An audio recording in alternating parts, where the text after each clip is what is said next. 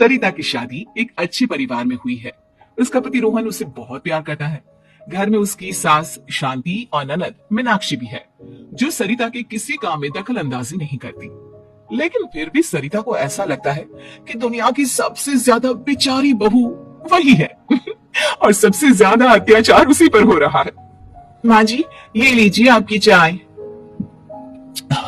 अरे बहू, तुम्हें इतनी ज्यादा चीनी क्यों डाल दी चाय में?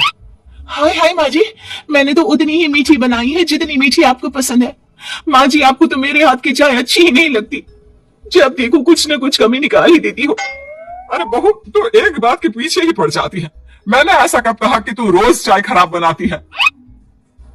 सरिता अपने कमरे में चली जाती है और फोन उठाकर अपनी माँ से बात करती है। हेलो माँ, कैसी हो आप? क्या कर रही हो? मैं तो ठीक हूँ, पर तू बता तेरा मूड कैसा है? तेरी आवाज से लग रहा है कि कुछ तो हुआ है तेरे ससुराल में। अरे क्या बताऊँ माँ, यहाँ तो हर समय मेरे साथ बहुत बुरा व्यवहार होता है। मैंने अपनी सास के लिए इतनी अच्छी चाय बनाई, लेकिन मेरी सास चाय पीते ही मुझे 4 बातें सुना दी। बेटी, तू इतनी छोटी छोटी बातों पर ध्यान ही क्यों देती हो? तुम्हारी सास ने कुछ बोल भी दिया तो क्या हो गया? वो बड़ी है ना तुझसे। माँ ने इतना समझाया, लेकिन इस बात का सरिता पर कोई असर नहीं हुआ। अपनी बेचारी बहू की छवि वो बदलना ही नहीं चाहती। अगली सुबह सब नाश्ते की टेबल पर बैठकर नाश्ता कर रहे थे, तभी सरिता ने अपने पति से कहा, सुनिए जी, मुझे ना आज बाजार से कुछ सामान लेकर आना है। आज आप ऑफिस से आने के बाद मुझे लेकर चलना ना। भाभी, मुझे भी कुछ किताबें खरीदनी है। आप दोनों जा ही रहे हो तो मेरी किताबें भी ले आना। लो, अभी तो बात ही की है बाजार जाने की, तो एक फरमाइश आ गई। माँ जी, आप भी बता दो कुछ, और हाँ, मोहल्ले वालों से भी बोल दो अगर वो कुछ मंगवाना चाहते हो तो। बेचारी मीनाक्षी अपना सा मुंह लेकर रह गई। ये सब देखकर रोहन से चुप नहीं रह गया और वो गुस्से में बोला, सरिता, क्या हो गया है तुम्हें? मीनाक्षी ने तो सिर्फ किताबों के लिए बोला है। तुम्हें मीनाक्षी से इस तरह से बात नहीं करनी चाहिए। माफी मांगो उससे अभी। क्या? मैं माफी मांगू? दिन भर आपके घर के काम करूं मैं, आपके और आपके घर वालों की बातें सुनूं मैं, और अब माफी भी मैं मांगू? ऐसा कभी नहीं हो सकता। ये बोलकर सरिता वहां से चली जाती है। एक दिन उनकी पड़ोसन घर आती है। अरे सरिता, क्या कर रही है? और क्या करूंगी भाभी जी, बस घर का काम ही कर रही हूँ। आप बताओ कैसे आना हुआ? अरे मैं तो तुम्हारा हालचाल पूछने आई थी, लेकिन तुम तो बिजी लग रही हो। कोई बात नहीं, मैं बाद में आ जाऊंगी। और क्या करूं भाभी जी, जब से शादी होकर आई हूँ ना, बस काम ही कर रही हूँ। और इस घर में ना कोई मेरी कदर नहीं करता। पति है जो बस घर से ऑफिस, ऑफिस से घर। ननद को तो कॉलेज से फुर्सत नहीं।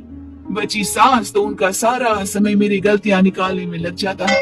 अरे ये क्या कह रही हो सरिता? तुम्हारी सास तो पूरे मोहल्ले में तुम्हारी तारीफ करती फिरती है कि तुम बहुत अच्छी हो, पूरा घर तुम्ही ने संभाल रखा है। हाँ तो क्या हुआ? इसमें गलत क्या कहती है? सच्ची तो कहती है। मेरी मर्जी के बिना इस घर का पत्ता भी नहीं हिलता।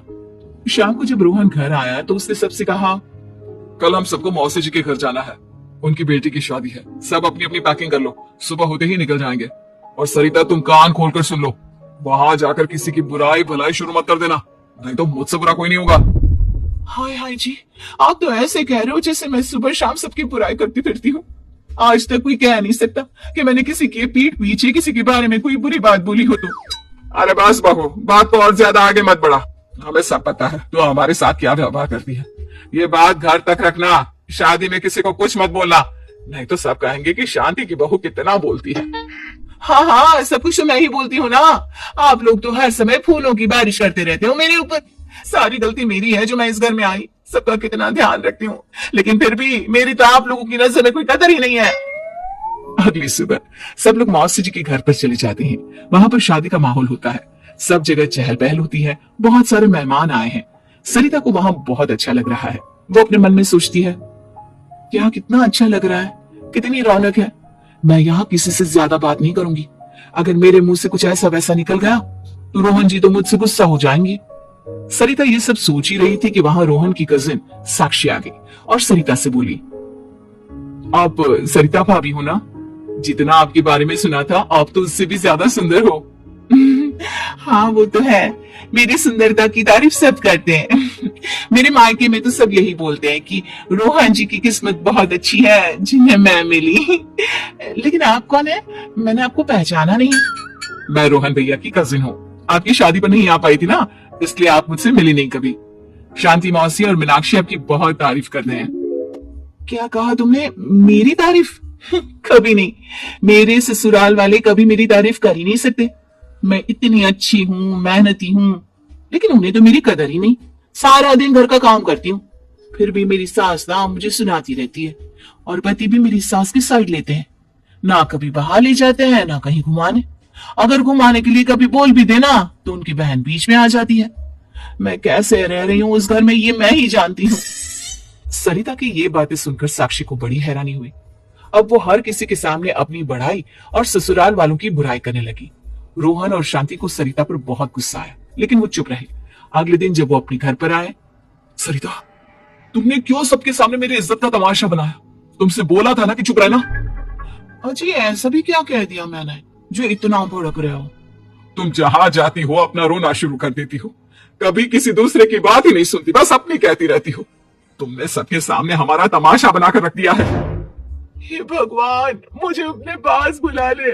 जिस घर में मेरी कदर ही नहीं, उस घर में मेरा क्या काम? अरे क्या करूंगी मैं यहाँ रहकर? जो भी आता है मुझे सुनाकर चला जाता है। मैं तो किसी से कुछ नहीं कहती। सीधी सादी बहू मिल गई है ना सबको, तो जो जी में आए वो करो। सरिता ने अपने आगे किसी को कुछ बोलने ही नहीं दिया, और उस दिन भी उसने सबके सामने खुद को बेचारी बना ही दिया। अगले दिन मीनाक्षी कॉलेज के लिए लेट हो रही थी, इसलिए वो हर काम जल्दी जल्दी कर रही थी। अपना नाश्ता लेने किचन में गई और पतीली में रखे गरम दूध को गिलास में डालने लगी।